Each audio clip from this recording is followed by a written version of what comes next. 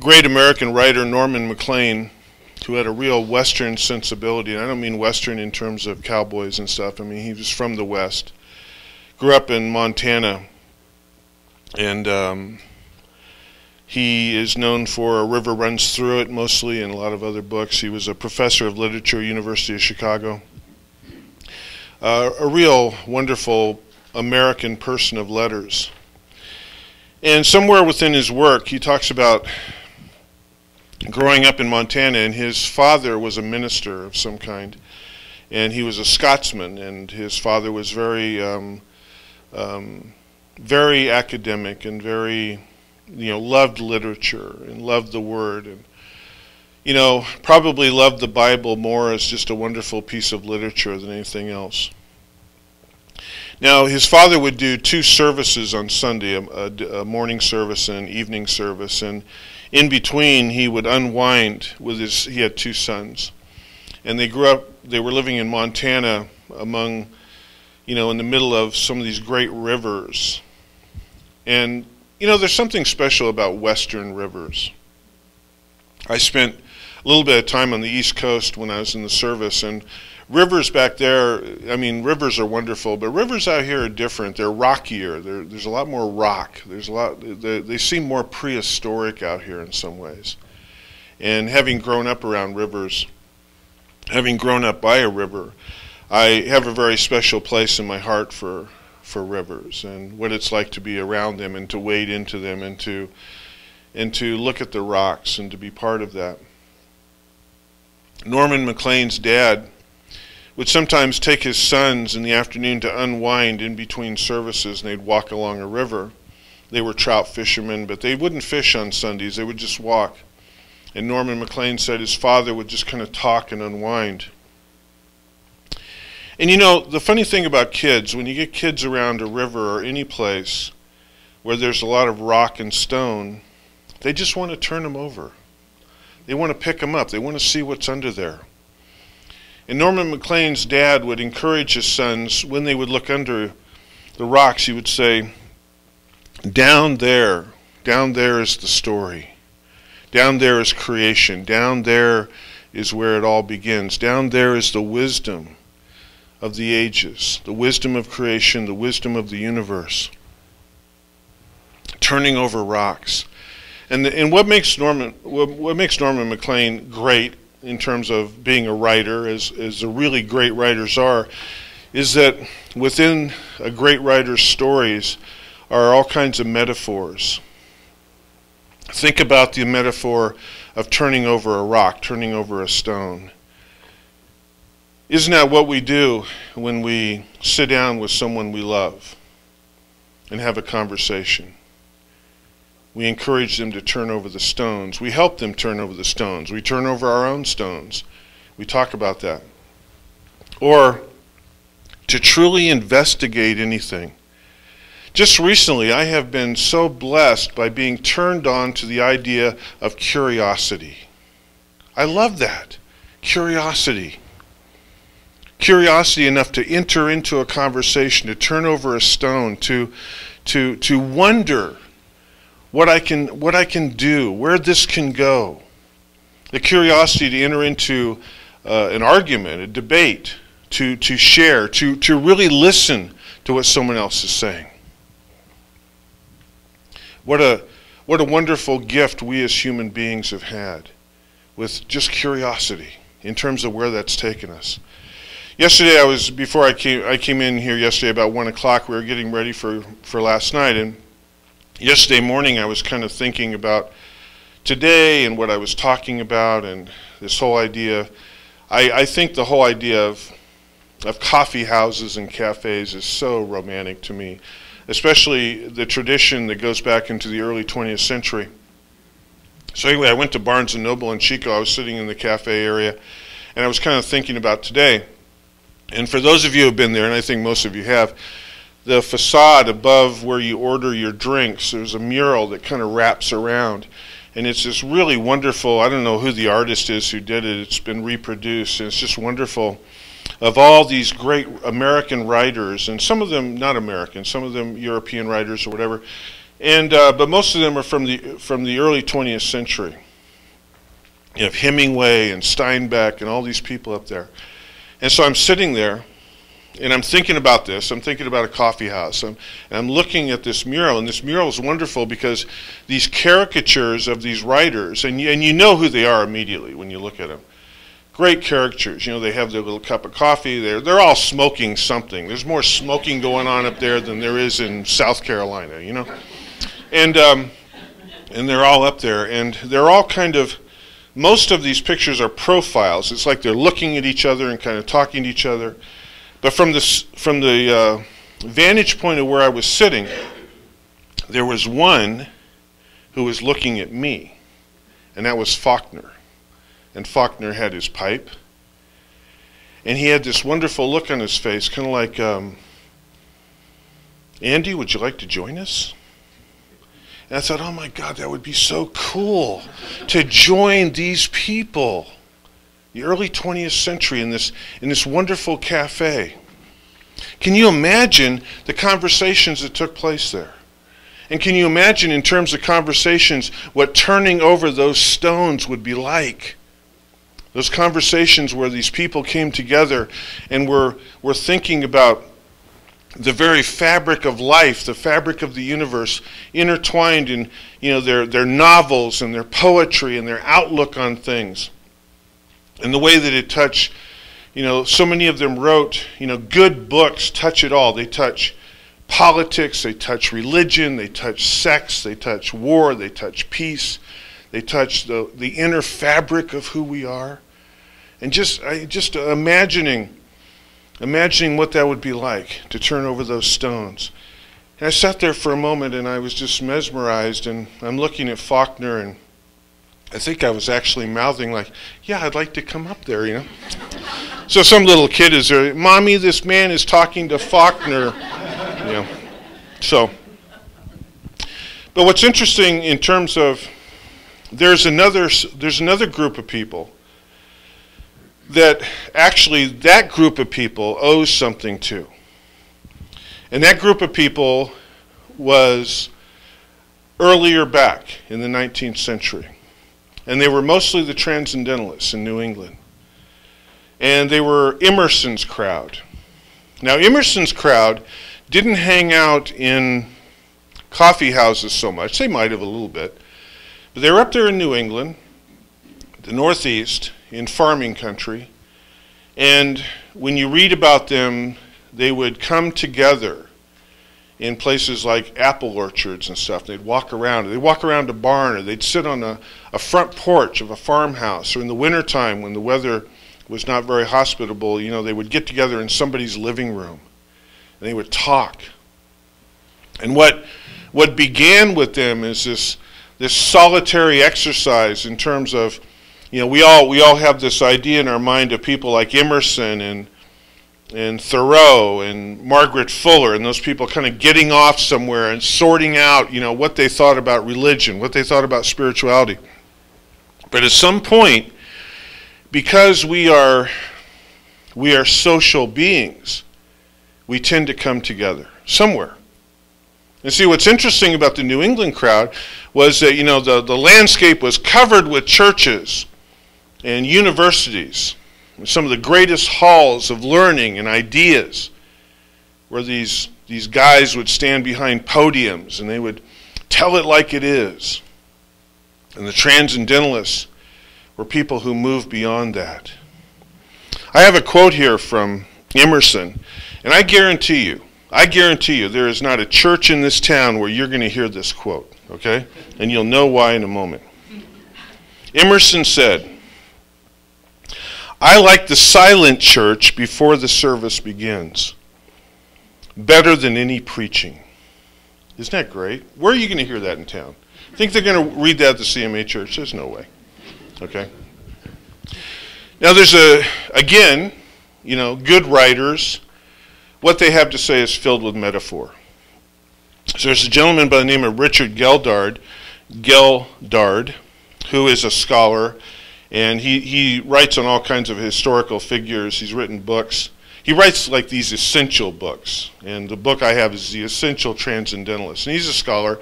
He likes to write about people who have social and spiritual ideas. And so this is what he wrote in terms of what he thought Emerson was trying to capture in this. And so Richard Geldard wrote, according to Emerson and his New England crowd, those who seek to uncover the mysteries of the truth of reality do their deepest searching from a stance outside the confines of systems and institutions. Because those who work inside these frameworks are, with few exceptions, seldom able to divest themselves of the demands of their confinement. I think the important word there is confinement. God, that's really interesting. And so, what's really interesting to me, now, sometimes the transcendentalists have been referred to as part of what's been referred to literally, I mean in terms of the world of literature, as spirits in rebellion, which is part of what we are part of, New Thought, spirits in rebellion. I have a little bit of a problem with that. Because I think initially, people like Emerson and Thoreau and those guys, Margaret Fuller, who is one of my real heroes, I think initially, you know, they kind of had it up to here with religion or whatever, and so they split, and they went out there. But the thing about Emerson and this crowd is that they didn't sit around just whining about what it was to be a Baptist. Oh my God, I can't believe what they had me do. All the Methodists are the worst, and the Catholics, please, all that incense and those fathers and everything. Oh my God, and the things they made me do, you know? No, Emerson and the crowd, they went out, they left those places, and they went out to turn over the stones. And why do we know that? Because, you know, Henry David Thoreau was quoted as saying one time, as much as he loved Emerson, sometimes he got, oh my God, you know, Ralph is coming. Why? Because every time he said you would meet Ralph Emerson, he would say, so, what do you think now? Okay, he wouldn't say, how are you? Nice to see you. Have a great day. What do you think now? And sometimes Thoreau didn't know. I don't know what I think right now. So Emerson would make him go write an essay. That's what these people did for fun. They wrote essays. And so they would have a discussion, and they would go out. I mean, why do you think Thoreau went out to Walden? He was trying to get away from the essays, you know what I'm saying? But the thing was, Emerson went out there and bothered him, you know. So the transcendentalists, they seriously, they love to write. And they love to get together. And some of these walks in the orchards, and some of these meetings on the front porches, and some of these meetings in kitchens and front rooms were about comparing essays, or about talking about their essays, or debating their essays.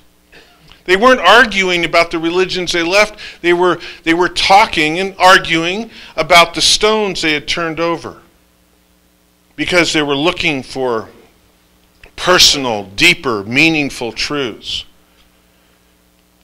You know, that's what Geldard is trying to say here when he says that it's difficult to move beyond the trappings of institutions and do that. But again, we as social beings, we want to come together. Now, what we know about the 19th century, it was a very tumultuous time. It was a very interesting time.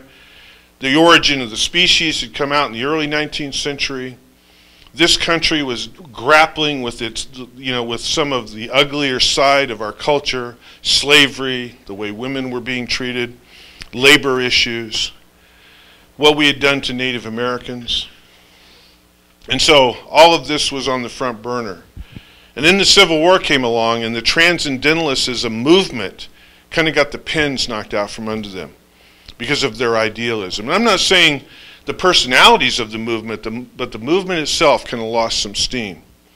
After that, they were known mainly for printing a magazine called The Dial, which is also very important because those were some of the first translations of some of the Eastern texts in this country were printed in The Dial.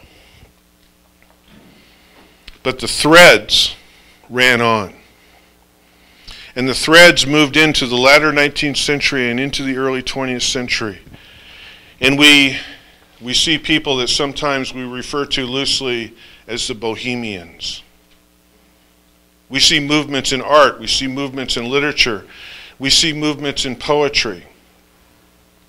We see what would eventually become later on up through the beat movement and the hippies and all of the counterculture ideas. We think of the Bohemians in the early 20th century as mainly being Paris and New York, Greenwich Village. That's not altogether true.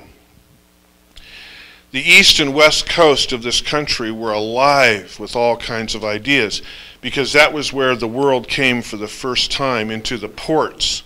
That's where books came and people migrated, all kinds of different ideas. It was an exciting time.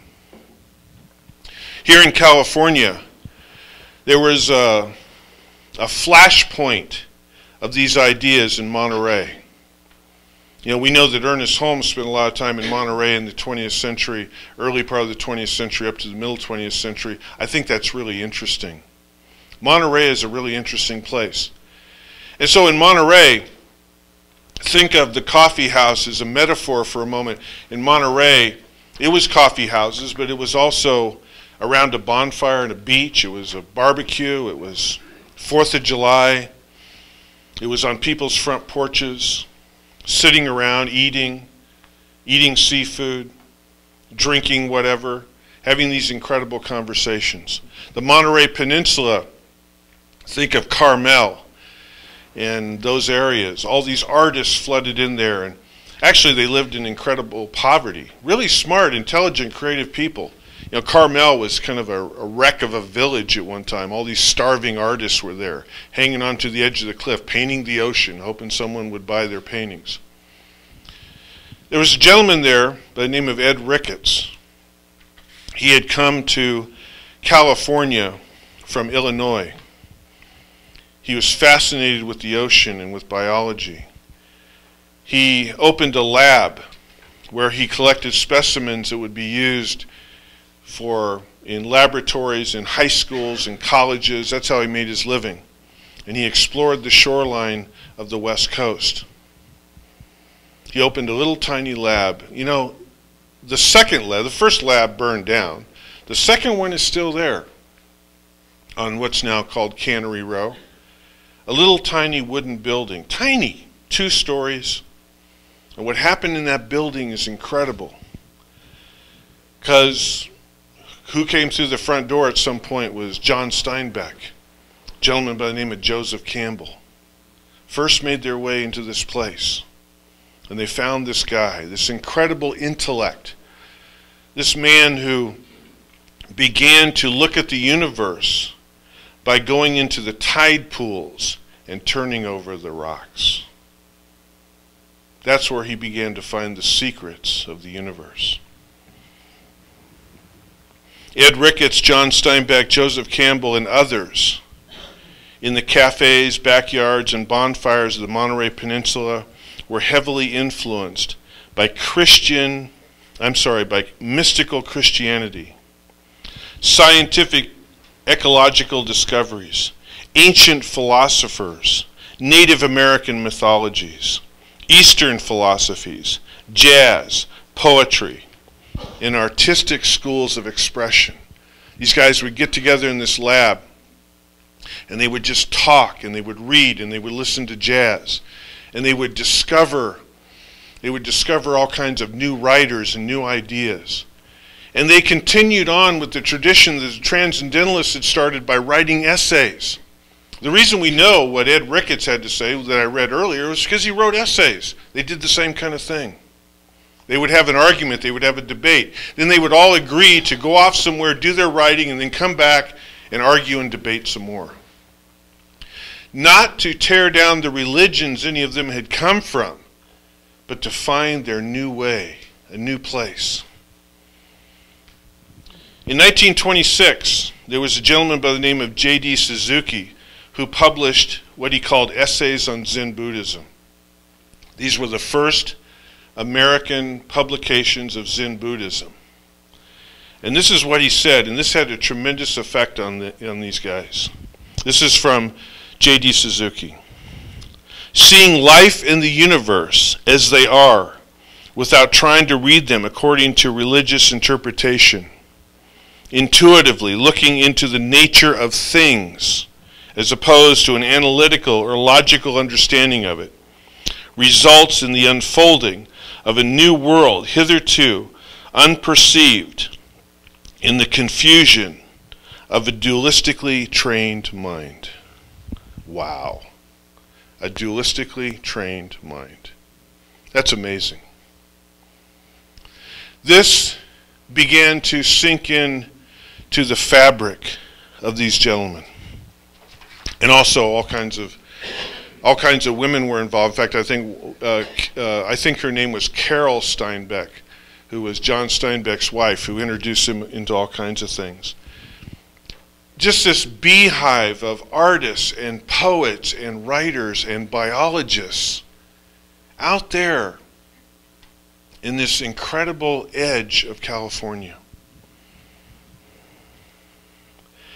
What was important to Ricketts and Company was something that they referred to as breaking through. Now, in the Eastern ideas, we talk about enlightenment. What does that mean? It's kind of different for different people. In New Thought, we talk about the Christ consciousness. I've heard enlightenment described as the appropriate response to life. I like that idea. Opening up to something higher.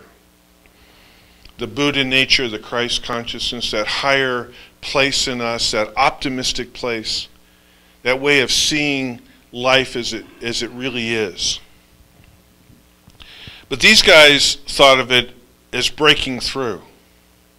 And they were influenced by a gentleman by the name of Robinson Jeffers, who was a poet. I don't know how many of you are familiar with him. Writes some very heavy stuff. I want to give you just 4 lines out of one of his poems. And there are 2 words he uses here. One of them race and the other one humanity. And I want you to think of race as the human race, but not just the human race, but the consciousness of the human race. And humanity is the consciousness of humanity.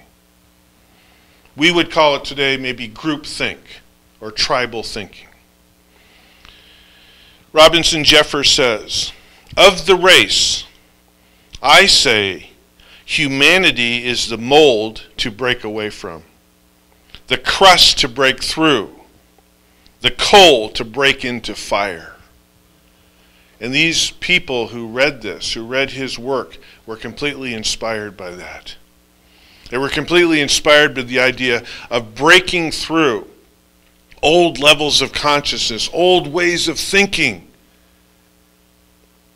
They had moved beyond the institutions of the churches and education, the institutions of traditional art and writing.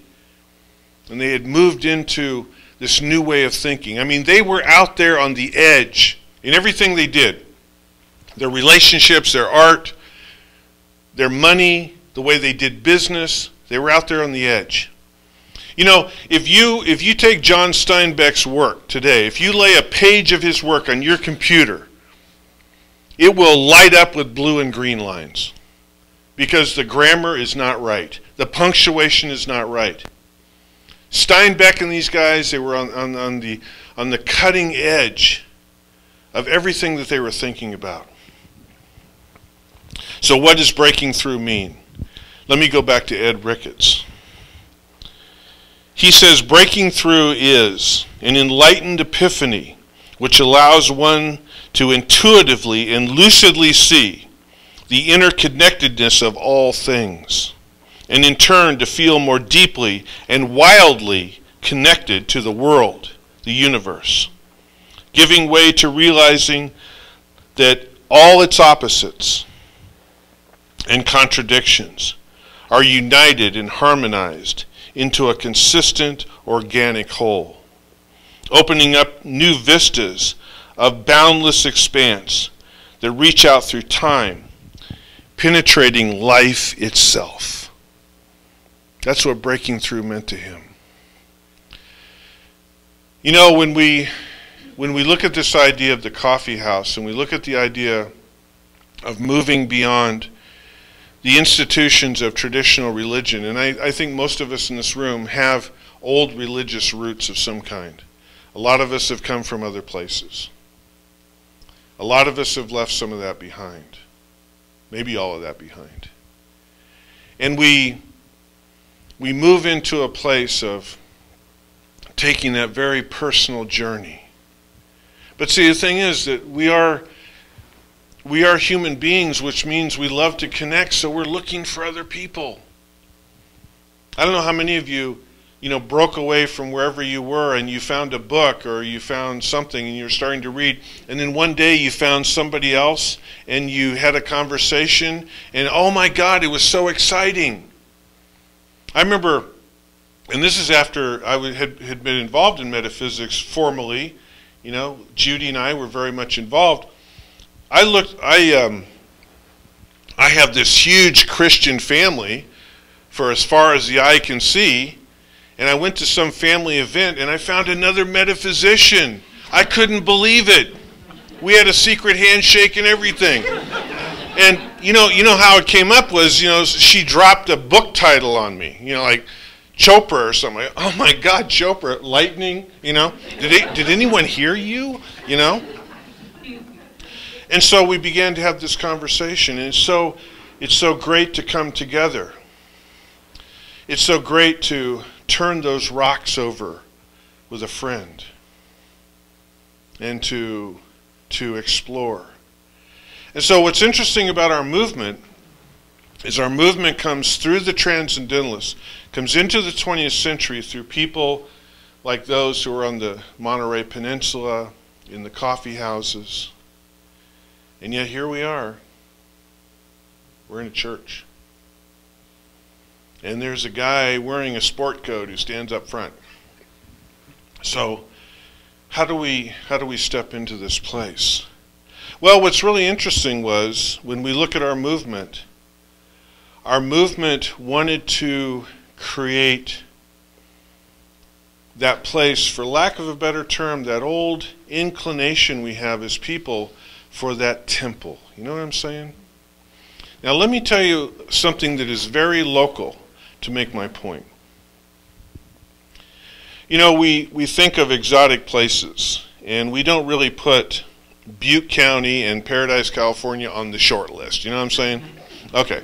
Even California. I mean, we can get all wound up about San Francisco and Monterey and Southern California and all that kind of stuff, but there's just something about the Sierra foothills in the middle of July, 120, and it just doesn't seem very sexy. It doesn't seem very, very much plugged in.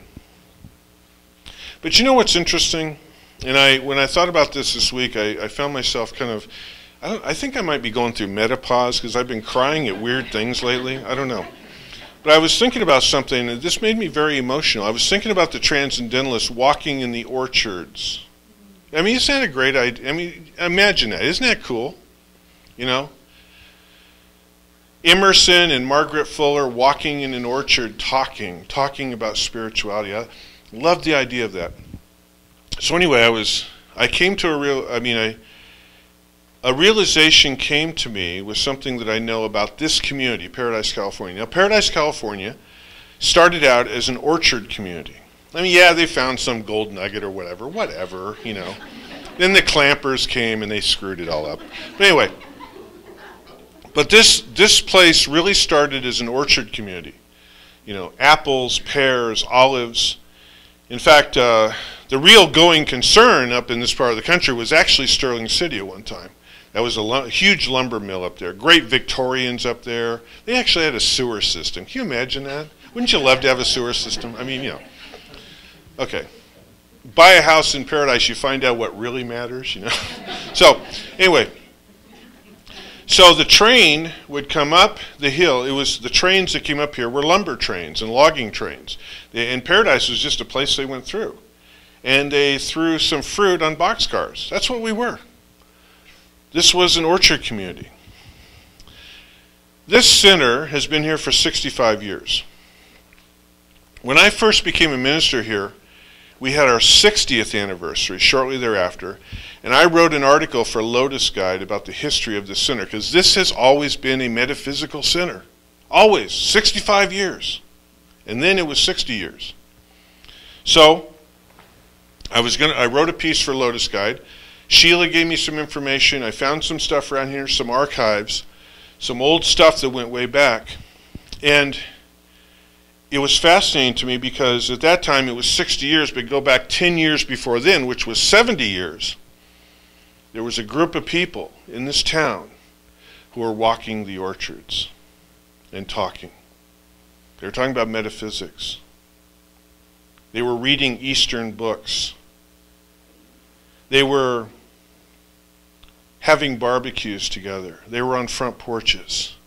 They had left the churches. At one point, they began to meet in somebody's front room. It wasn't on a Sunday. It was like, Wednesday night or something. In the summertime, they would open up the doors and the bugs would be coming in against the screens and they would be talking metaphysics, spirituality. They would be exploring. Eventually, they moved into the back room of a barber shop in town. And eventually, one of the oldest buildings in town, the Memorial Hall down there, they began to use it on a Wednesday night or something. But this is a funny thing. At some point, that group decided, we want to do something on Sunday. Everyone else is. We want to be able to come to a place where we can bring the cafe into that traditional Sunday kind of feel. And see, that was happening all around America at that time. And so eventually, they got this piece of property. This building was built in all kinds of different segments, kind of like Legos, kind of goes all over the place. Go on the roof sometime and look at this building. It's so weird. It goes all over the place, okay? My office is like pie-shaped. Anyway. There is also this thing in us to come together and celebrate, and for lack of a better term, worship, and explore, and find our own truth. And one of the things that I've always found about this movement that is so great is because we can come together and we can turn those rocks over together. Because none of you are going to hell, okay? Let's get that out of the way, all right? We don't have that, there's not, if you were to come up to me and say, you know what, I've decided I'm going to go be a Methodist, that's cool. Go be a Methodist. There's all kinds of paths to God. But we're about rolling over the rocks. Last night we had this coffee house thing, and I was in the back, and a woman who I don't know came up to me. She was visiting, and she said, "Tell me about you guys." Now that's always really interesting. I said, well, you have to come back when we do the chicken ceremony. We are a cult, okay? First of all, we're a cult, okay? Let's get that over with, okay? Yeah. Anyway, I was talking about this, I was sharing with her that, for me, when someone says, who are you? First thing, I say, we are a philosophy of unification and not duality. I always go there. Unification and not duality. God is with you. You are with God. You're in God. You are of God. You're a child of God. You're a child of the universe. And began to talk about the idea that we are a metaphysical teaching place. See, what's really important about us is we are no longer the church of religious science. We are a center. And I think in that way we are going back to our roots of the coffee house. A place where we can come together and talk and explore and turn over the rocks. Ed Ricketts passed away relatively young. He died in the late 40s. And I think he was maybe 45 or 50 when he died. So, Steinbeck went on to write of grapes of mice and men and grapes of wrath. Look for the metaphysics there. Joseph Campbell went on to explore spirituality through myth and religious culture. And what of Ricketts? He went on to travel with them and others through the place of metaphysical community he had created. And that's what we're about. Creating that place of metaphysical community. I love the fact that we have, a while back it seemed sort of like an accident that somebody, thought we should bring round tables back. Oh yeah, we can do that and whatever. But to me, talk about emotional. It's like when the round tables came in to this place, it was like, yeah, we're coming home. This is what we are. We're community. We're not top down. We're community. And we get to explore this wondrous world of metaphysics and spirituality. So the last couple days has really been about exploring who and what we are in a very physical way, this whole coffee house thing, and it was very meaningful to me. And I told you earlier about Peter Turner, and so I asked him if he would put a bow on this whole weekend by having me give way to him to come up and play for us. And that's how I'd like to end this thing. So, Peter.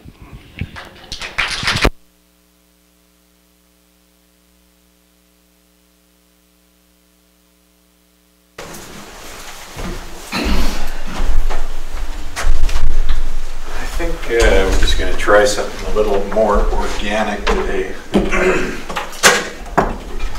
I don't think we need electricity.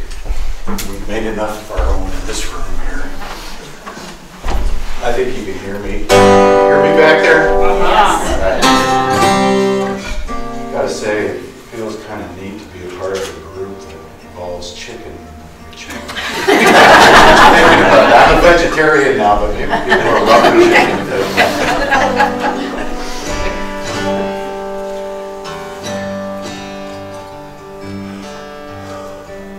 Andy talked a little bit about hearing me in here and came out and saw me in the dark playing my guitar.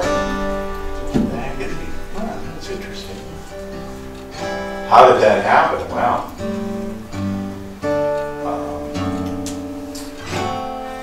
the short and sweet of it is I needed a place to go this past year.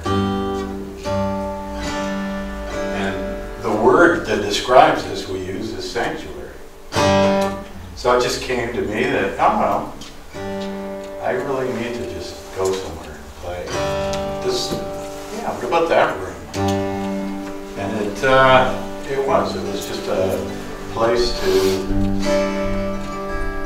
I guess, speak to God.